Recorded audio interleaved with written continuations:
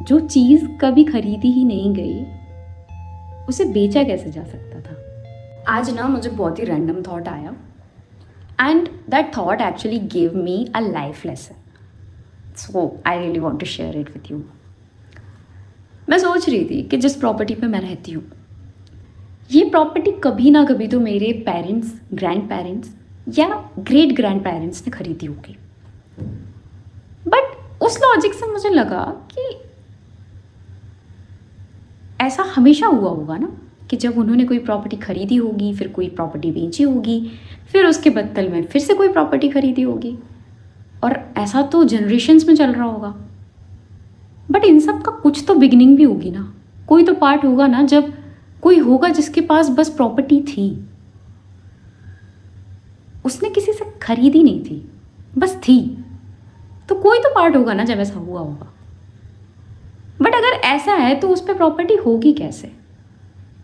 मतलब if we actually go back to time and see कि जब शुरुआत में लोग आए थे इस दुनिया में, तो ऐसा कुछ हुआ होगा क्या कि भगवान से सेटलमेंट किया होगा उन्होंने कि ये तुम्हारी प्रॉपर्टी है और ये प्रॉपर्टी पे तुम मत जाना क्योंकि ये दूसरे की प्रॉपर्टी है? नहीं ना, बेसिकली उन्होंने एक्वायर की होगी वो प्रॉपर्टी। बट अगर ऐसा है तो हम सबके एंसेस्टर्स ने किसी न किसी प्रॉपर्टी पर कब्जा किया है और उसको एक्वायर करने के बाद ही जनरेशन्स आगे बढ़ी। एंड देन आई रियलाइज्ड कि वो कहते हैं ना कि क्या लेके आए इस जगत में क्या लेके जाएंगे, खाली हाथ आए थे खाली हाथ जाएंगे। That is so true, because if that is the case, none of this is ours. अगर शुरुआत में किसी ने कब्जा ही किया था तो फिर ये तो काफ़ी इल्यूजनरी गेम हो गया ना, कि क्योंकि जनरेशन्स निकल चुकी हैं और हमें पैसा दे के मिल रही है कोई चीज़ तो वो हमारी हो गई।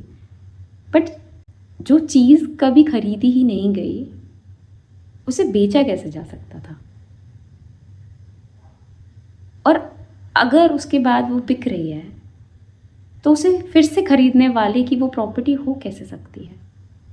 जो किसी की भी नहीं थी वो किसी की कैसे हो सकती है? झूठा जमेला, झूठा जमेला।